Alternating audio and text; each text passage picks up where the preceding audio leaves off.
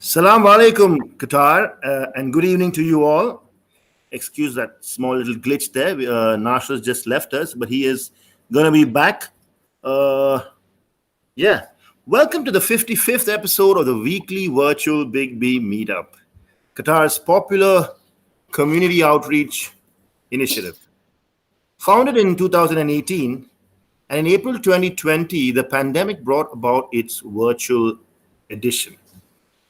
It is inspired by the people of Qatar, both local and expatriate, and dedicated to my mother. It aims to inform, to educate, to inspire, and bring communities together. Today, we celebrate animal advocacy, pet love, with three wonderful humans, Donja, Jasmine, and Nasser. Welcome, guys. Thank you. Thanks for having us. Jasmine, would you like to introduce yourself, please? Sure. So my name is Jasmine, and I'm the founder of the Pawkeeper Dog Training and Behavior Services International now. Since the pandemic hit, everything has shifted online, and so have my behavior modification and dog training classes too. I started dog training actually quite a while ago. I mean, it's been always around in my life. We had German Shepherds, Rottweilers when I was growing up. And Wow. It just, so happened that I never really got the chance, to work as a professional dog trainer until I found my little Sophie girl, who just went back to sleep. So I won't really bother her. She'll probably join, and run around in the back in a few. But I found her in Qatar, and she was just rehomed from home to home. She ran away apparently from 4 homes as well, as I found out later on. I managed to sort of reconstruct her timeline. Very crazy story with Sophie, but she came to me and she suffered from extreme separation anxiety. And at that time I was working obviously full time. And so there was nobody really in Qatar who I trusted. I did hire a trainer here and there, but I very quickly came to know that the methods that they used weren't really up to the modern standards. So I decided, that's something that Qatar needs. So while I was working full time, I picked up a study course from Germany. So I'm from Germany, by the way. And in Germany, dog training is a regulated industry. So you can't just be a dog trainer like this. You have to actually study for at least 18 months and then pass several tests at the ministry. So I did that, and ever since, it was end of 2017, beginning of 2018, I've been offering services and I've been adding to my qualifications ever since. So now I'm a certified behavior consultant, American Kennel Club CGC evaluator, STAR puppy program instructor, fear-free certified animal trainer, certified trick dog instructor, and I work with service dogs for medical alert purposes. So that's me in short. That's in short. I mean, I can imagine when you go all the way. Wow, excellent. There's always stuff to learn. Yeah, absolutely. Jasmine, we'd like to know more about you a little later. Sure. Donja, please introduce yourself to our audience. While I try to get Yes, I was on mute because my dogs went crazy. But okay, hello everybody. Bosco, thank you so much for inviting me to this lovely webinar. And thank you, Jazz, for being on the show as well. It's lovely to see you finally after long years. Very long time. Yes, very long time. And we're missing Nasser. I guess he's coming shortly. Yeah, well, he is here, but you cannot see him. Yes. Good God. So basically, my name is Donja, and I'm an animal lover, an animal, or let's say dog rescuer, not animal rescuer, because I don't really rescue elephants or lions, but I do rescue dogs. I love dogs to bits, and this is all about me. I will talk about barking later. Yeah, well, Jasmine, when did you start your journey with paw keeping? I want to know, when did the paw keeper start in you, and since when have you been? When did you launch it, and how many years have you been helping animals, helping people? And yeah, give us a brief Sure. about. Yeah. So officially launched, it just sort of, because I was working still full time, right? So I just started doing that on the side a little bit and offering it to rescuers, free of charge, and like trying to gain some experience, obviously, until I got my license and everything sorted. But I would say officially launched in 2018, somewhat in the beginning of 2018. So it's not too long ago. So I have to say that, that was like sort of the starting time, I would say. But then it picked up real quick because, there are so many dogs in Qatar that need help. And with the rescue dogs and the trauma that some of the dogs sadly suffer, there is a very, very big need in behavior modification and in understanding what these dogs need. So it was 2018 when I started. So yeah, roundabout. Lovely.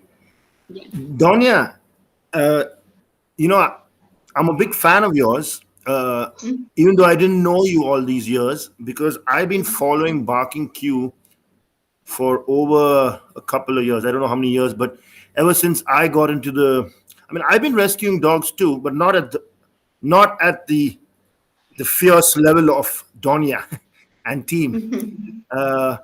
I still remember the first rescue I did around 20 years ago in Qatar, and it's still etched into my mind. A friend of mine and me were driving past late night, and we saw somebody run over a dog. So we took a U-turn on the roundabout, came back, and we picked him up, and we housed him at a friend's place till he went to the vet. And then the friend of mine who took care of the dog released it at a camp in Doha, where he led a very good life, got a good treatment and food and everything. That's what I could do. That's what all I could do 20 years ago. So, Donja, how did you become an animal rescuer? When did your love for animals surface? No, so since my childhood, and you will always hear these kind of things. Like when you ask a singer, when did you start singing? They will say, "Oh, since I was 3 years old." But honestly speaking, Bosco, my first ever rescue was when I was waiting for my school bus, and then I missed the school for the whole day because I saw a dog coming and just waiting next to me, waiting for the bus. So I left everything on the street and I took the dog back home. And I was like 8, 9 years old. And since then, really, I started collecting the dogs from the street and going back to mom and give them a bath and start looking for their owners. But no owners, of course. I'm from Egypt. So the amount of strays in Egypt is horrendous. And of course, it's always crossbreeds, really. But let's say the start in Qatar, I've been in Qatar for 17 years. Now I am in Dubai. Yeah. So in 17 years, I've never been introduced to rescue until 2016. And that was the start of Barking, really, in Ramadan 2016. But before that, I never had to buy any dog in my whole life. I either collect them from the street or I get them as gifts. Unfortunately, we call them gifts, okay? Now I don't use this word, but to be honest, rescue changed my whole life and my whole terminology as well. So before, I was always thinking about, oh, why should I neuter a dog? What for? Yeah. After rescue, if someone is challenging me in this kind of discussion, I don't even listen to this. To that extent, the whole terminology in my life changed. The whole perspective, the whole view about animals changed completely since I started really into rescue. So for me, a breed was wow. Oh, I have a German Shepherd. Oh, I have a Labrador. But since rescue, for me, when people start talking about breeds, I look at them and I say, like, really? Like, why? Why only breed you're focusing on? So Barking really started in 2016.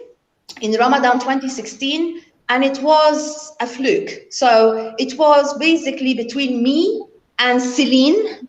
You remember Celine, or you know her? I guess, Jazz, you know Celine, the French lady in Al Khor who rescues all of these dogs. She's a lovely lady. And another lady called Melda. She's Turkish, and she's not anymore in Qatar, she's in UK. And it was the three of us, really. And we wanted to help Celine because she rescued a couple of, bunch of pups, not couple of pups. And she wanted to do a puppy event. So she asked Melda asked me, and we said, okay, let's do a puppy event and let's start with local adoption. Okay. And then we wanted to have a logo or a name for this kind of event. So we started, okay. And I looked at my husband one night in Ramadan before Iftar and I said, what can we call this group? He said, well, it's all about dogs. So let's do bark in Q, like Qatar. So barking. Instead of barking with a G, barking with a Q at the end. And that was it. And that was it. So he always says, Donja, by the way, I'm the founder of barking. Don't you forget. So that's it. That's wonderful. That's a lovely story, actually. What is it like to be a rescuer for these voiceless beings, Donja, I'm afraid, we're having problem with Nasser. I can't concentrate here. So you'll have to take all the questions. I can't believe you lost Nasser. He's trying his best to come in here, but we cannot see him or hear him. I don't know what's happening. I'm gonna try and see if we can get him again. Let's see. But the show must go on. The show must go on. So. Well, Nasser is a very dear friend to my heart, and he's my partner in crime, let's say. Oh. And he's a great rescuer. So let's in short, Nasser really restored faith in my heart to all the Qatari population in general as local, because. For me, I was always seeing Qataris as doing let's say, the educate, the awareness campaigns, the nice fluffy kind of work. But really, the non-locals were getting their hands dirty and running after dogs and grabbing dogs from under the trucks and stuff. Nasser is doing that. I'm saying, Alhamdulillah. I can tell you, he's back, you.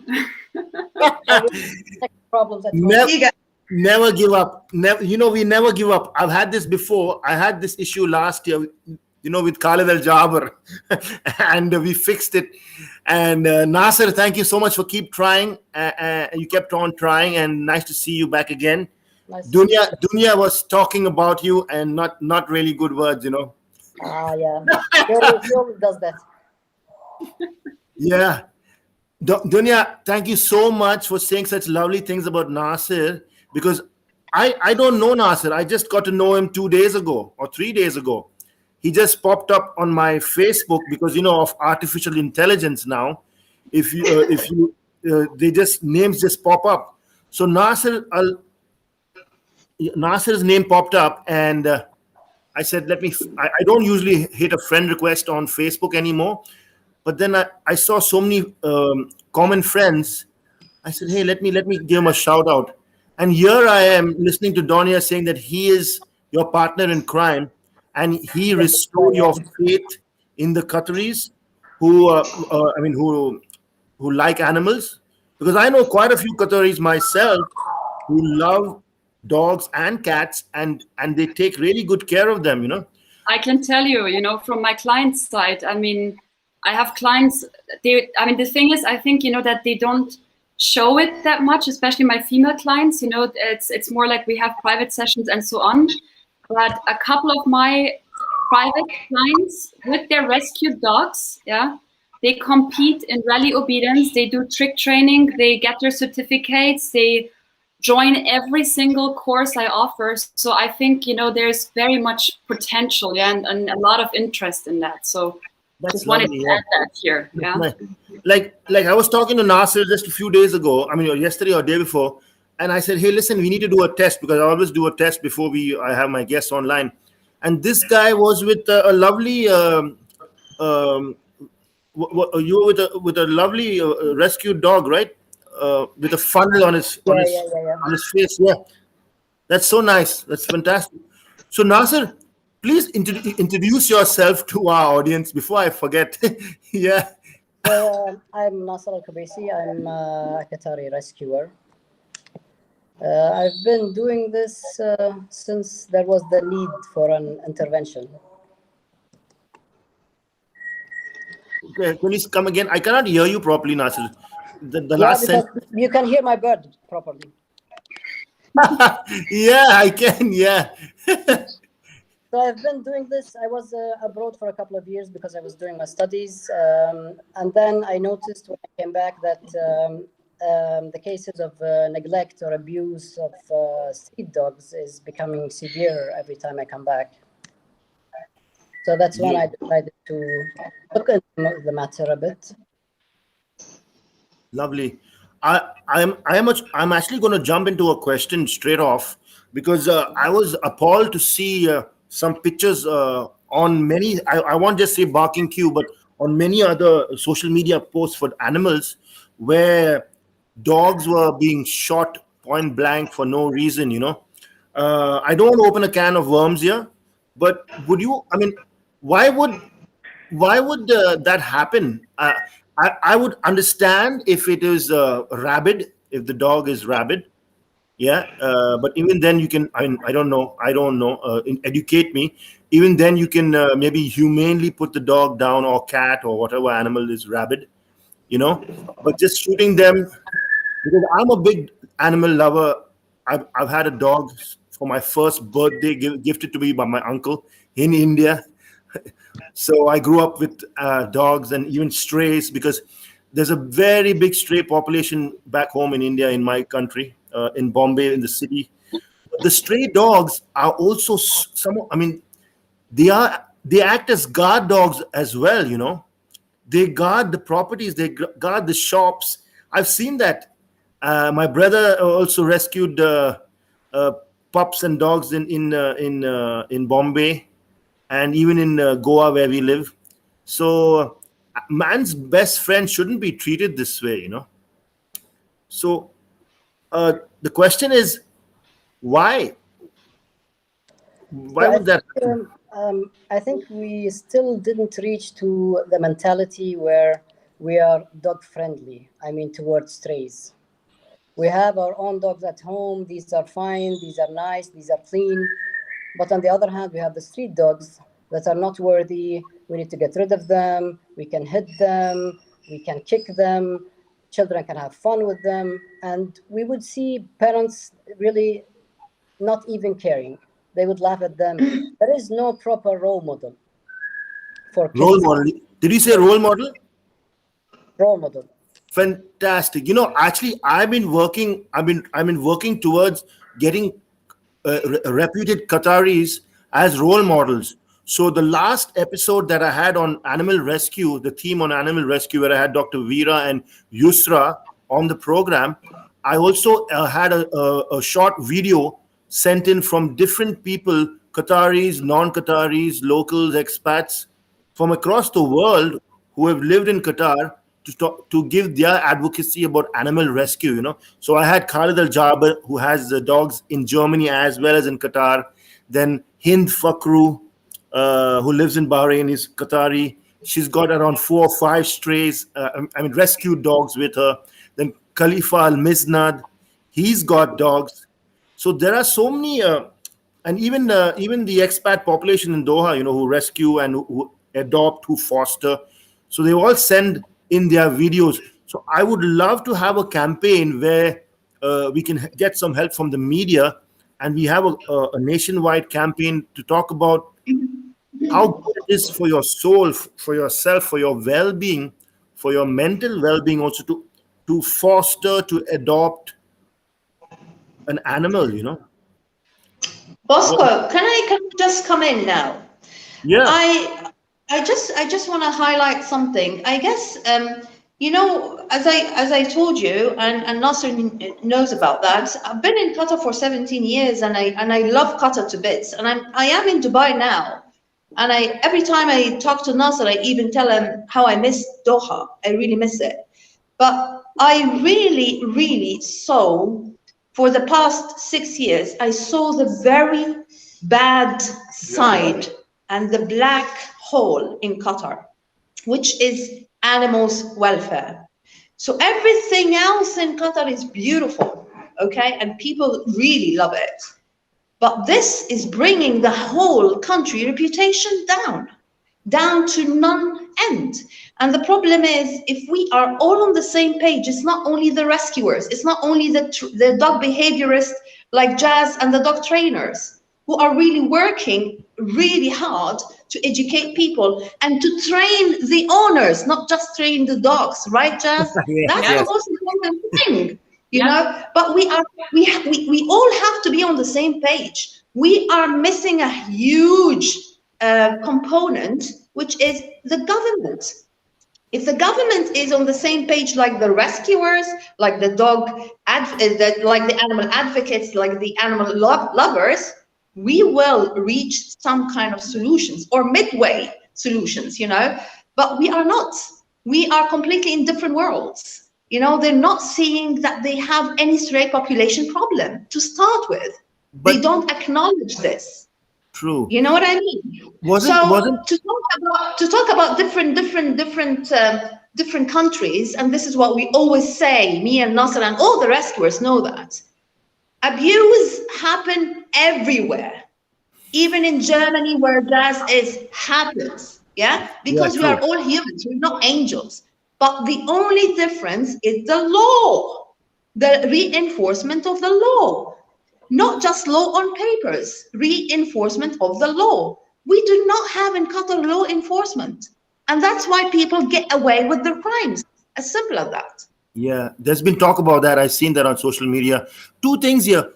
Hasn't the government recently had initiated a trap, neuter, and then not release, but house them in a yard or a place where they're housing animals? They've started this thing. Yes. It was in the papers recently. Nasser can talk about that. Yeah. Okay. Yeah, I'd like to know a bit about that, because also another thing is why can't there be an insurance? I was talking to Jasmine earlier offline, because it's easier if you have animal pet insurance.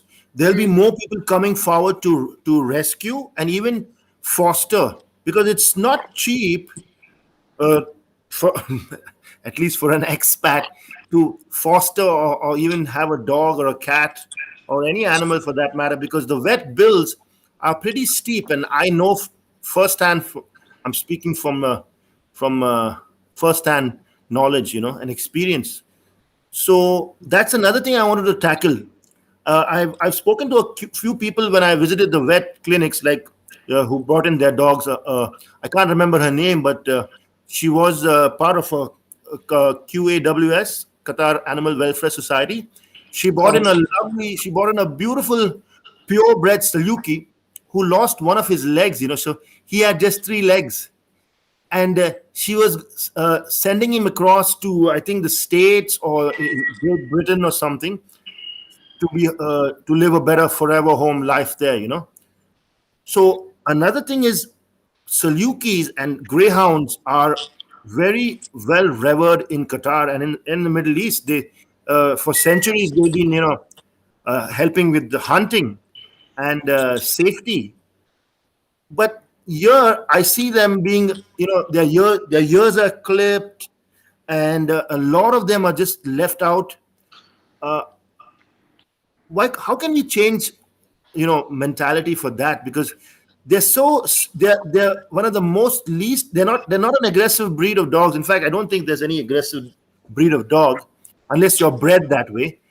Why are the Salukis left that way? I wish we could talk to the Al Ganas or somebody. I'd love to do that.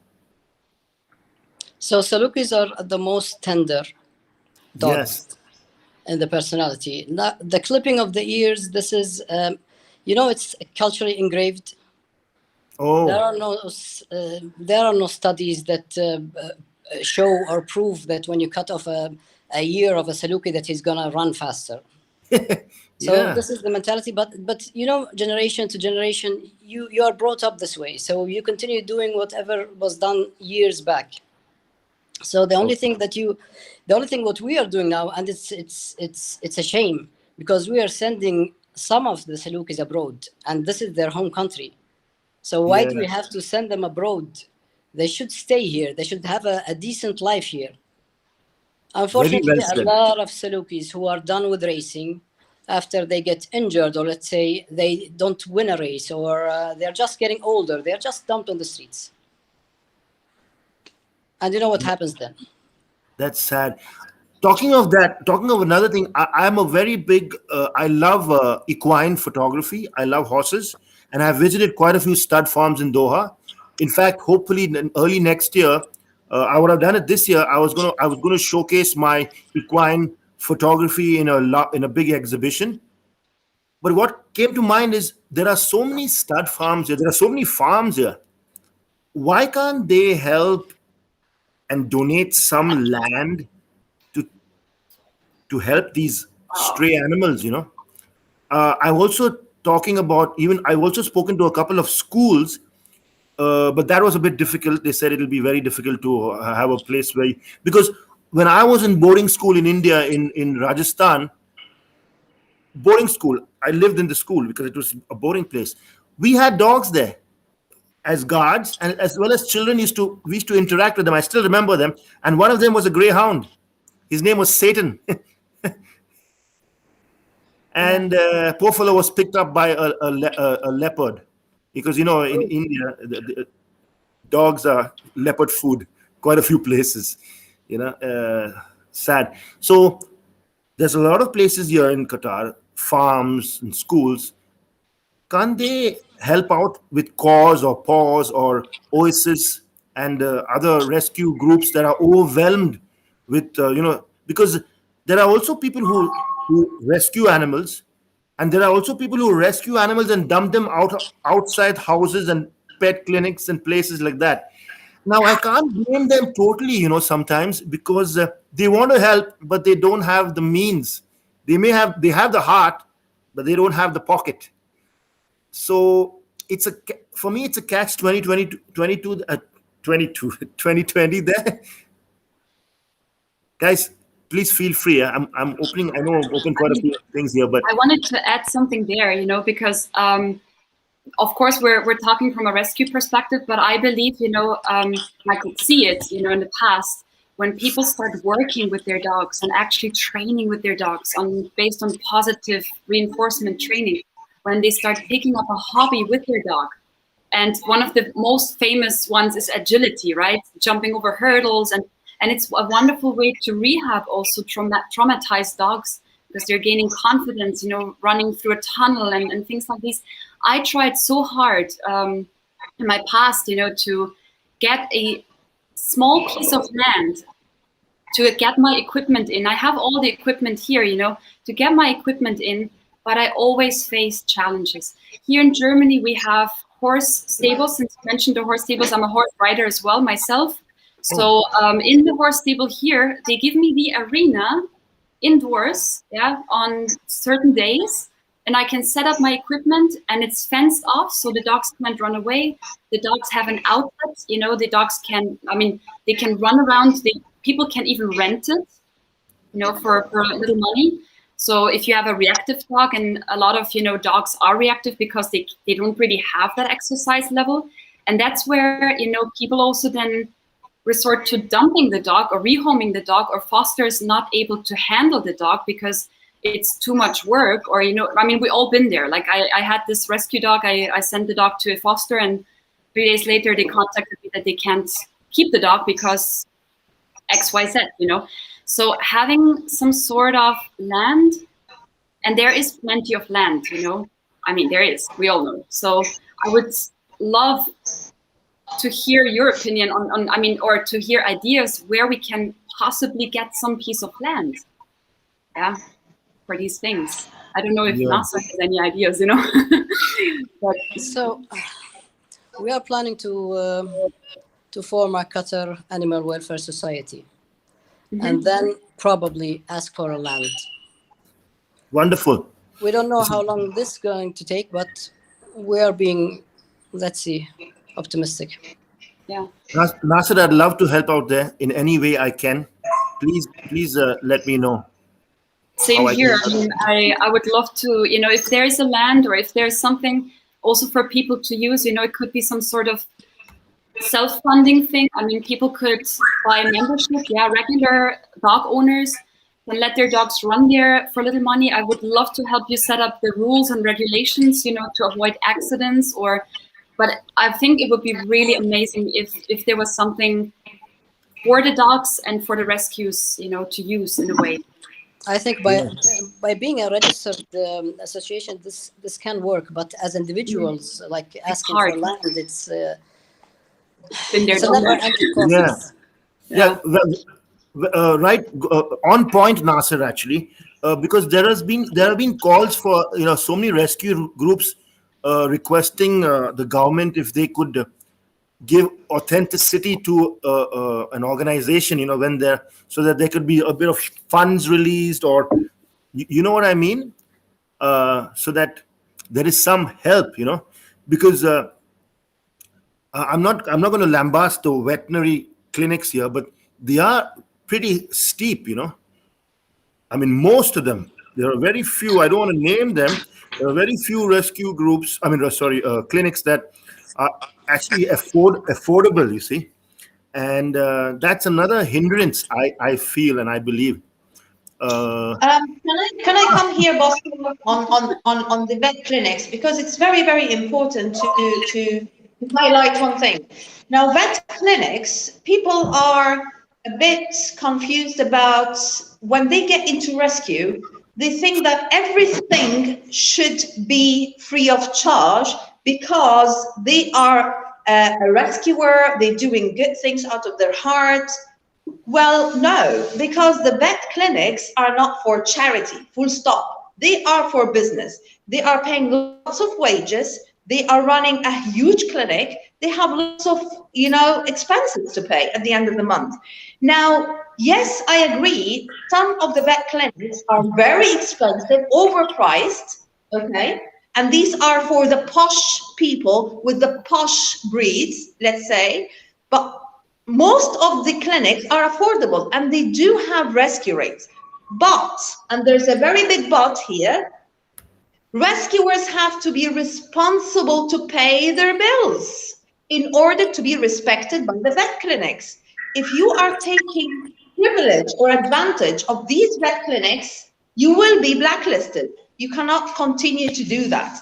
And we do know, and Nasser knows that very well, that because of some rescuers, because of some people who are calling themselves rescuer, but they are actually dumpers, we are all being sometimes blacklisted and not trusted by the vet clinics.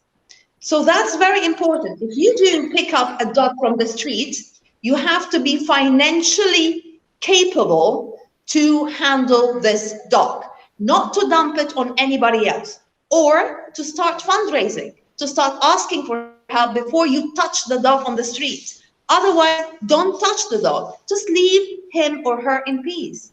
Because rescue is not just picking up and going to the vet and begging the receptionist to take the dog off you. This is not rescue. I'm sorry, but I'm being a bit blunt here, but this is my view. This is, you're being very blunt, but also this is the Donja I know of. This is the, yeah, I'm sorry, but I actually, there's some people who are listening in or tuning in to your webinar. They told me to behave and be a good girl, and I'm trying my best. I don't know if I can do that until the end. I'm trying my best. I'm not so sure, but yeah, let's see. Oh my God, yeah. Well, as I told you, I will bear the brunt of it. I'm living in Qatar. You're not in Doha anymore. But exactly. But I don't mind. I'll take my chances if it'll be for the betterment of the animals in Qatar. I'll take my chances because I would love to do this, I would love to see the animals in a better state here, and not only in Qatar, in all the other countries if possible. Yeah, and I see a lot of good also in with people and in animals. But so we cannot just count the bad. There's a lot of good also. So I'm going to go to a question now to Jasmine, because we are really getting into the thick of things here. Let's lighten things a bit. Jasmine, one of the reasons I have you on the show is I'd like to know some tricks and treats from you. Not treats. I won't treat you, but you can trick us. The first trick you can teach a foster or a pet, because another thing I would like to tell you is, when we fostered 2 dogs a couple of months ago, the first week was just insane, crazy. Tore a couple of my shirts, my wife's stilettos, good expensive shoes, pissing everywhere, crap everywhere. Thankfully, I have a veranda, so we had to push them out. So, if you don't have the patience, or if you will not last, the person will just go and dump that dog back again somewhere. I mean, not everybody does that, but I'm sure they would do that. So it's imperative to know how you can, calm the dog or cat down, or how do we teach them something? Because the dog I have now, his name is Leo. Sorry, hang on. Simba. Leo is the previous dog. Leo is in Montreal enjoying himself there, and he should be there because he's a GSD. He'd die in this place, in the heat, 50 degrees today. So what would you do with, when you get, what would you tell people who rescue or foster a dog, and the first week or 2, what do they do? Yeah. What can you? Well, I mean, first of all, I must say, that I work with quite a few organizations and individual rescuers, and I always, support especially individual rescuers. Yeah, there are quite a few that really do amazing work. They're not a shelter, they're not a big association, they don't have massive amount of money, but they really rescue responsibly. And that, like Donja said, not picking up any dog and then just dumping it on someone else. No, they really are responsible, and I support it very much. So with most of these dogs, if somebody fosters from these individual rescuers, then usually what the rescuers do, they get in touch with me and we form a WhatsApp group, and then I guide the family through the first, couple of crazy weeks, like you said, like you experienced firsthand, Bosco. Yeah, because the first, especially, you have to differentiate between a puppy, that is obviously like more work, or a traumatized dog that just needs time to decompress and settle.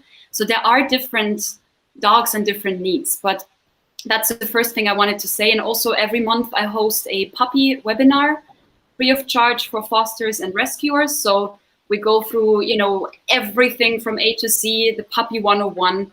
And that's usually really, really helpful. I get a lot of feedback always after the sessions that this really helped. So that's the first thing. But if you ask me now, general advice, the very first thing that I always tell people is that a dog needs time to decompress. So let's say if we have a dog that was rescued from the street, an adult dog, and you volunteer to foster, give that dog time to fall into the routine that you provide. So we always have that 3-3-3 rule, so 3 days for the dog to sort of decompress and sleep it out, as we say. Then 3 weeks to kind of settle into the routine, and 3 months to show the real personality. So people are always, very impatient, I would say, right? They expect the dog to learn everything, to function, the way they see in movies, or, if they're not experienced with dogs. And that's where I always try, to give them a realistic expectation of what's happening. So that's my first suggestion, the 3-3-3 rule. And then obviously the first thing before we teach tricks or anything else is establishing a routine. So whether that's an anxious dog or a puppy, or we always need to have a routine, meal hours, rest time after meal, going out, playing, again, rest. And what a lot of people don't know, and I'm asking you now, how many hours does a dog need to sleep? Good question, right? Oh my How many God. hours should a dog sleep? As much as a baby? Yeah, now you're asking me something that I don't know, you see. I don't know Yeah. about babies. I only know about puppies, but it's 15 to 18 hours, and puppies sometimes even 20 hours. And Wow. then usually when, I mean, just like us, right? Or like little toddlers, when they're overtired, they become cranky. And then Yeah. things happen. Yeah, so that's why I always stress on sleep and on everything, around routine before we start working on the name. Yeah, that's a good one to start with. And trust exercises are also the first thing to do. But name and potty training are the first ones. Okay, lovely. Thank you so much. Yeah, that's You're nice. welcome. Nasser, I don't know if it's an appropriate question or it's, but just for the feel good factor, how many rescues have you done so far? Do you count or it's not really? I stopped counting at Uh, a point. Lovely. Yeah, I expected that answer. That's nice. You're not a trophy hunter there, but beautiful. Can you give us an instance of some of your rescues? Give us I mean, we'd like to know more. Like, we want to dig deep into Nasser's brain and in his heart and explain how you got into rescuing. I want you to be a role model for some of the people listening here and other people who would also stop their car and help out. Because it's this I don't see in any other country where so many kittens are just run over on the road, and that is something very it, it hurts. So I've done this only once. I stopped my car and picked up a kitten on the road, and while I was picking up the kitten, a guy who cleans the road, he stopped and he clapped his hands. A Baladia guy in a yellow shirt. I felt so nice. Imagine a guy who's cleaning the roadside. He saw me picking up the kitten from the middle of the road because it would have been run over. And I put it aside and he said, like a bravo. So it's so nice to do these little things. So could we know what takes Nasser? What makes you go bow wow? So I've been living with animals since I was a child. I live with my grandparents. They always had dogs around. Wow. Unfortunately, my mom has asthma and allergies, so I cannot keep a dog at home. That's why I have birds all over. No Okay. cats, no dogs allowed. Birds are fine. So I usually spend my whole day outside, either with my dog, who is living with a great lady who's fostering my dog, and with the rescue dogs. I either go visit them in boarding or in their foster places. Um, there is a need for more Qataris to really represent the country in a better way. So there are people, there are locals who are into rescuing, but there are still the numbers of people who are really the contrast and who really think that this is a normal thing to do. Like it's a normal thing to run over a kitten and just watch her die and continue the road. Or it was maybe 2 months ago when we were going to Dukhan to rescue a mom and her pups.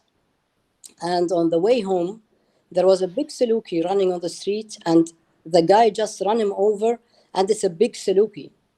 So he ran him over, and he just continued. He didn't even stop, and you will feel this hit on the car. Oh And he my God. just left, and then we took the roundabout. We came back, and the dog was already dead. So we tried to bury him, but that's the most you can do. So That's so sad.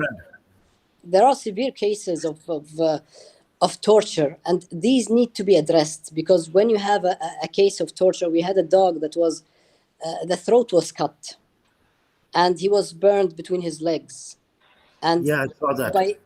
by these things, if you let these things go, you are building kids that could be criminals in the future. Yes, true. Well So said.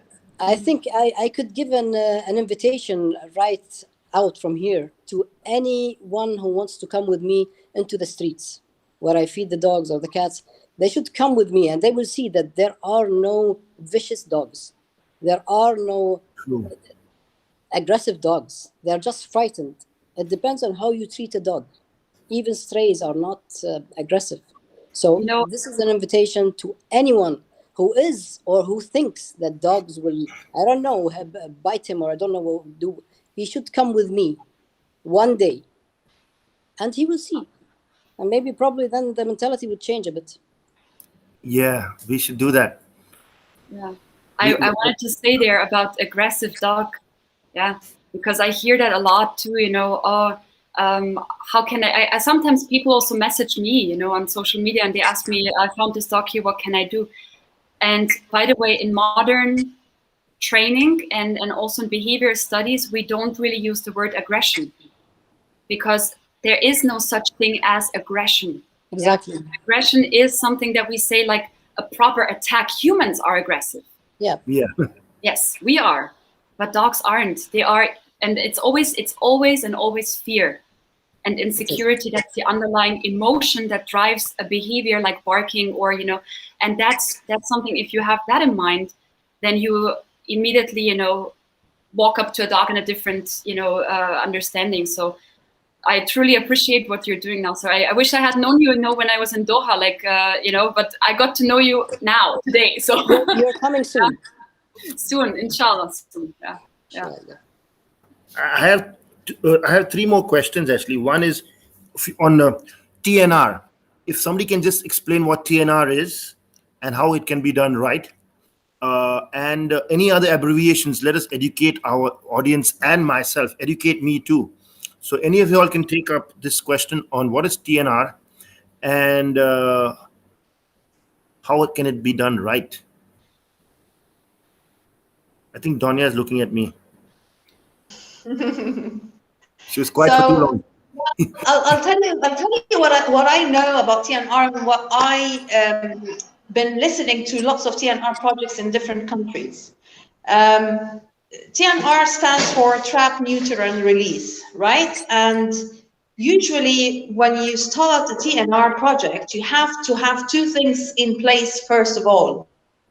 A system by the government, okay, which is tagging the dog, either tattooing the dog or tag like a tag in the ear or whatever.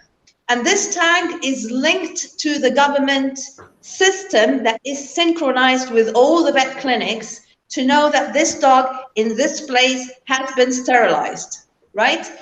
Usually countries who has full equipment on board or is fully equipped, let's say, they start with female dogs or female cat, okay? And the reason for that is once you spay a female, that means she cannot be pregnant. But once you neuter a boy, he can still make a female pregnant if it's not done properly, okay? So that's the reason. The problem is a female dog, a spay, needs a very good equipped recovery area, because a spay is quite a complicated procedure than a castration for a boy, yeah? Let's say you chop the balls, sorry to say that, and then you take him out in 2 hours on the street, that's it for a boy. But for a girl, it's a procedure, it's a surgery. So then the female dog or the bitch, she has to stay in recovery for 48 hours minimum, and then taking antibiotics, taking pain relief or whatever, you know. So it's a bit complicated, and unfortunately, this is not what's happening in Qatar at the moment. In Qatar, they just go catch any dog, okay, on the street, female, male, whatever, do the sterilization and bring the dog to another place, to another street where the dog has no friends. He doesn't know the area. Is not familiar with the area. He doesn't know where food is, where water is. That is a huge problem. Now, they are tagging now the dogs in Qatar. But is this tag related to a system or a structure? I highly doubt it. Maybe Nasser knows more about it. Wow, this is. I think they're having some kind of a system, but I don't know if it's connected to vets or connected to other. I'm not sure it's a database where every rescuer can see. I have no idea. We usually I did some TNRs in the industrial area. Now, these dogs disappeared somehow, although they are sterilized. So we don't know on what basis is this. There has to be some kind of regulation of the TNR. I think they have a project that is run now, but it's only for males. And I don't know how many males per week they're doing. But then again, if you release them in another territory, you are it makes sense, actually. Absolutely, Nasser. And the problem is when you catch males, yes, I do understand that males are way easier because the whole procedure can be 10, 15, 20 minutes at the maximum, all right? And you release the dog after a couple of hours, and the dog doesn't need the whole kind of equipment that the female needs, like the oxygen, like the proper sedation and all of that. But again, this is not helping really the whole project as a government project. It has to be run by qualified, licensed, knowledgeable people, which I highly doubt those people are in. Okay, wow. This is very interesting. I believe we need another session, another Adopt Do Not Shop episode. We got a few more minutes here, but I would like to go on. But I think we need to get another episode where we could even perhaps get somebody from the Ministry of, is it Municipal Affairs or is it the Environment? I can speak to some people there. I'd like to, because who would it be, Nasser? Because this is something good for the people, for their soul, and for the country, and for the voiceless animals. Ministry of Environment, yeah. Ministry of Environment. Okay, fantastic. That'd be nice. I'd like to go to an interesting part of the show, although this is the most interesting part, what you've been talking about, and so educational. Thank you so much, Donja, and Nasser, and Jasmine. Now you get a chance to be the host of the program, you see. So each one of you can ask either or all of us a question. So Jasmine, you can ask Donja, Nasser, and myself, and then Donja can do the same thing, and Nasser does the same, yeah? All I say is just be kind, so I'm only worried about Donja. Jasmine? Yeah, okay. Well, what can I ask? Yeah, that's a good one. Well, I would like to ask you, Bosco, yeah, because of course I value what you do. I mean, you know, to dedicate this session for Adopt on Shop and also having me on the show. I wanted to ask you, what is the most, let's say, I mean, quote unquote, annoying behavior that your dog is currently displaying, and how can I help you? Of course, we will not go in details, yeah, because I mean, this will require, of course, more time than we probably have. But yeah. That's an invite, you know, for a little session some other time, yeah. But just I must say he's been a really good boy. That's because I've kept the door open and he can come in and go out anytime he wants. But my previous episodes, the door's locked and he comes in from both the doors and scratches on the door. Two things. 2 episodes ago, after the program, I opened the door. He comes straight up to me, lifts his leg and pisses on me. So I don't want that to happen again. And the second thing is he likes to nibble at my hands and my legs, and he's got his teeth now. You know, I think he's 7 or 8 months now. He's a big little boy, yeah. Yeah.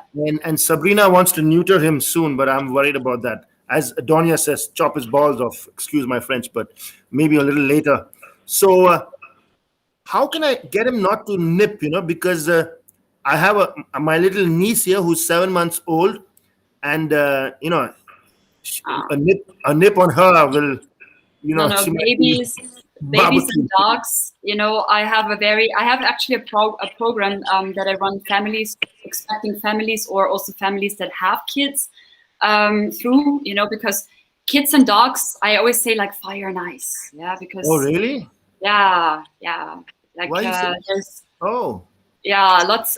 You know, it's wonderful for kids growing up with dogs. Yeah, I mean, number one example is probably also me here, and all of I mean, Donja and Nasser too. Yeah, we all we all grew up with animals, but there are, of course, some children who don't have that, right? And then when they get finally, you know, a dog or a cat or whatever, it's not a toy. Yeah, so this is the main thing, and it's always the parents that need to have the last say in this and to supervise. But to answer your question with the nipping, yeah, like I said, I would love to do a session with you. Take this as an invite, yeah, for a session. But number one, with the nipping, it can always be. It has many reasons, you know. With the nipping, it can be frustration. Yeah, it can be excess energy. It can be you unintentionally reinforcing it, and that's what a lot of people do, right? We're like, no, stop it, and we push the dog away. Yeah, like, I mean, not that you push, yeah, but you sort of like do. Him. So all these things actually are encouraging and attention giving. Yeah, so you know, that actually drives behavior more. Yeah. So instead of saying all these things, and a dog doesn't know what no means. Yeah, no. People are always like, no. But what is no for a dog? Yeah, what do you want your dog to do? So we can teach alternative behaviors. Like I said, we'll need probably a session on that. You know, I don't okay, that's fine. That's fine. Yeah, let's. Yeah, I know. Let's go to the. Thank you so much, You're welcome. Jasmine. You have a question for Donja and Nasser? Actually, like, that was my question for you, Bosco. Okay, but no worries. Nasser, like, okay, let me ask a little question there. Inshallah, when I come back to Qatar, you know, I would love to go out to the streets as well, because I have not been that much out. You know, I always come in when dogs are already rescued and they have problems, right? And sometimes when I find a dog just in front of me, right, then I jump in. But I've never really been actually to. So I would love to go out there. And also, Donja, it's not really a question actually, right? But Donja, also, you know, appreciate, you know, everything that you do, and you know that from the years before. Yeah, we've known each other for quite a while. So that's just what I wanted to say as a last. Lovely. We already have a plan for you. Don't worry. Yeah. Okay. Ready for it. Donja, it's Donja or Dunya? My name is Donja. Donja, like the world. I know, Dunya. yeah, because Dunya means the world in our language too, in India, in Hindi, in Urdu, you know. Wow. So you mean the world to us, at least the animal world. Oh my God. Yeah. Okay, whatever. So Dunya, do you have a question for all of us or any one of us? I have a question actually for Jazz. Jazz, honestly speaking, what's more difficult, training the family or training the dog? Well, obviously, my first, you know, contact is the family. Yeah, and that's always the hardest. Yeah, so it is the hardest. So that's why when people say, I want to become a dog trainer because I don't like to work with people, then you're in the wrong place, you know, because you need to have people skills before everything else to make sure that people understand what they are supposed to do. Yeah, absolutely. Yeah. And to be honest, to Nasser, I have a question. Are you ready, Nasser? Always. Well, Nasser, as you are maybe the most active local rescuer I've been introduced to since all the rescue years in Qatar. And the most blunt and the most, let's say, who really stands his ground and speak the truth. What do you think is the main challenge that if people overcome, or the rescue groups, if they overcome it, they can reach a common ground with the government? So first of all, let me say regarding that I'm the most prominent rescuer, I think there are other rescuers that are also doing great job, and the one thing that rescuers need to really get into the government and to get the help of the government is unity. Unity between groups, unity between shelters, sticking to one really kind of idea when approaching the government as a unity. And then it's not easy when you are, let's say, a minister in a ministry. You would have tons of issues to deal with. So the stray animals now is a very huge topic, because it's, of course, we have the World Cup next year, and this is a very, very sensitive issue. So cleaning the streets happens everywhere in the world, but we can prevent it because we are a very rich country. We have the means. We can provide for our animals, and we can be a good example for other countries. And World Cup is like a branding the image of a country. So you could be an excellent positive image to other countries in the region, or even internationally, if you set really a proper setup for dogs, strays, and cats. Absolutely. Well said, Nasser. Very well said. Nasser, do you have a question for any of us? I can. Well, in fact, Jazz, I have one question. You remember Biscuit and Vanilla, of course. Yes. So I have Vanilla with me, and she's very scared of sticks until now. I know she was abused when she was 2 months old, when she was dumped by her family, but she's still scared when I do a rash movement, just raise my hand, or even a stick cleaning, or I don't know how to change this in her. It doesn't work, whatever I do. Yeah, I mean, when I work with fearful dogs, that's fear. So fear is something, I mean, fear is of a specific thing, anxiety is general. So when a dog is fearful of something, we usually work with systematic desensitization. Big word. But what I would love also to offer you, and this is something that we can do together online, because again, I work with the people, I don't work with the dogs. So, and plus she trusts you definitely more than she would trust me. So if you want, we can work out a systematic desensitization protocol for all her triggers, which are, like you said, the fast movement, the raising hands. A lot of dogs have that. Unfortunately, they were hit. The raising hand. And does she sort of bounce back? I mean, does she crouch back, or she sort of goes forward, crouch back, right? Yeah. So definitely, like I'm very happy to help you with that, with the desensitization protocol that we can work out. Great. Just reach out to me anytime. Okay. Okay, Thank you great. very much. Donja, question to you. Oh, okay. How many rescues do you have so far in your new place? Who's that? How many rescues do you have now? Anna? Me? Yeah. No, I mean in the place you are now. I have my six dogs. They're all rescues, and they're all from Qatar. Wow. You took them all the way to Dubai from Doha? Of course, before Mashallah. me on the plane, that was my main condition for James, my husband, that he puts them on the plane and pays for them, and then I can leave. No, my Oh, question God. was, I'm poor. you rescue by I'm now. very poor now.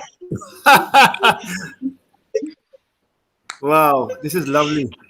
We should have James on the show And next time. they are all from Qatar, and I mean, they were basically a foster fail. So they were, Jazz knows one of them, Tilly, who I took from Dr. Clara, bless her, but she passed away. Oh. But now we have 6, and they are all non-rehomable dogs. So What is that? non-rehomable means we could not send them anywhere because of the behavioral issues that they had. So they ended up with me. They are way better than before. But of course, Jasmine, if she comes to my house, she will get a heart attack because we do not have any rules in the house. Dogs jump on the sofa, on the dining table, on everywhere. No. So we don't really have Jazz. Yeah. So I need Jazz to come and spend like a week. So, yeah. Wow. Yeah. So I had one last question, but I think Nasser and Donja nearly answered it, and even had that question up. How can we unite and work together? And that's another episode.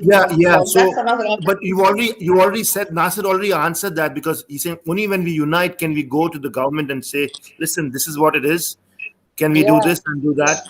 Talk is And I cheap, hope, you know. and I hope we can do that. But Donja, one little request: is it possible to pan and show us some of those 6 little mutts of yours, or it's difficult, Ooh. or even one? Okay, so how can I do that? Are you on your phone or Okay, laptop? so okay, let me just. Can you see Sunny? Not yet. No. You need to put it a little lower. You need to. Yes. Oh, okay. Yeah. Oh my God! Look at him. Is he Someone's sleepy. Yeah. Remember, Wow. 18 hours. Well, that's Sunny, and that's Poker. Okay. Aw, That's nice. Lovely. cutie. Yeah. Oh, yeah. Oh, there he is. Okay. Cool. That's so cute. Yes, that's Layla. Oh my God. How old are they? They're pretty old, are they? They're more than 10 years old? So no, so they're all between 4 and 6 years old. Okay. I will get Basbousa, who is Basbousa, my my favorite. Basbousa. names.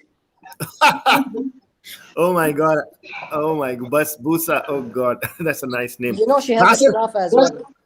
she has a falafel also? No, kunafa. Kunafa. Okay. So Nasser, you have a lovely African grey parrot, huh? Yes. What other birds do you house at your home? I have an African grey, I have an Macau, I have an Amazon, and 2 cockatiels. Amazon peacock? Here. Wow. Yeah. Oh. Yeah. So this is Basbousa, who is totally blind. Oh. Oh. She's bless. completely blind. Yeah, and she was made blind. Let's put it that way. Unfortunately, so she was kicked by the head. She was made blind. She was kicked by the head, and That is horrible. That is so bad. yeah, she lost herself. Yeah. It's exactly like one of the dogs that Nasser just rescued because of concussion. She lost one of her eyes, unfortunately. Yeah. Oh. Anyways, guys, it was a pleasure to have you all on the show. I'd like what I always end is with. Oh, that's bye, Basbousa. Yeah. What we end with a lovely message of love and peace. So each one of you all can share your message of love and peace. I'd like to start with Basbousa and Donja, and then go to Nasser. Well, what I would love to say, to be honest, it's I'm so blessed to be surrounded by people who are so kind-hearted and a passionate and nice and supportive husband. Okay, James, fine, no problem. And so I'm very, very lucky to have these people in my life. I mean, Nasser, Jas, all of these people really help the animals in Qatar. I mean, Jas sitting in Germany, yes, but she's helping a lot of people not to dump their dogs, you know. Yeah. Nasser is a blessing, and he's a great guy. So what I'm in now is because of the blessing that God gave me with all of these people in my life. So thank you. MashaAllah, very lovely, nice message. Dunya, beautiful. Nasser? Well, yeah, I won't gonna be so emotional like Dunya, but yeah, I would love to really thank all the people that helped me, because as you know, I can't keep dogs in my place. So I have a wonderful lady that is fostering my dog. I have Dunya, of course, who helps me rehome most of my dogs. Jasmine, I know I will appreciate what you're gonna do to Vanilla. I have one wish. I would love to see my country as an example for other countries in animal welfare. Yes, brilliant. Beautiful message, beautiful. Jasmine, I knew when you got up, you were going to pick up your dog and bring him here. Or her. Yeah, because she is the reason why the paw keeper is existing. Yeah. The one, she is Sophie that, you know, was dumped in the streets and then, rehomed and then returned and all of that. So she is the main reason why I'm doing what I'm doing today and why I gave up my job and took the risk, to do that full time and all of that. And like Donja said, I count my blessings every day. I've met so many wonderful people in this journey. I mean, when I started also with rescuing and helping here and there, fostering, that it's incredible. And I think everybody should, at least try, to get a dog, because this is a life-changing experience in a very positive way. Yeah, thank you. Very well said. Nasser, are you getting your parakeet with you? We'll get a nice little picture of all three of Yeah, them. I'm trying to get my African grey who is walking on the stairs, having fun. Okay. Here we go. Come here, Charlie. Come. This is Smokey. Aw. Smoking. Yeah. Sophie and Charlie should not chase him. Yeah, don't look at him. They love birds. They won't do it. He's... where is he? Come on. Yeah. Lovely. And we do that. So we have this nose kiss as well. This is a tradition. That's fantastic. Yeah. Guys, it was a pleasure to host you. This episode has been fantastic. It has come together really well to have Nasser, Donja, and Jasmine. And I worked with you all separately. I didn't even know that you all knew each other so well, because rescue groups, not all rescue groups talk to each other, and I want to rectify that at some point. Have a lovely evening, guys, and we'll be in touch. And thank you, listeners. Thank you, animal lovers and animal haters. I hope we can convert you all into animal lovers. Exactly. Get a dog. God bless.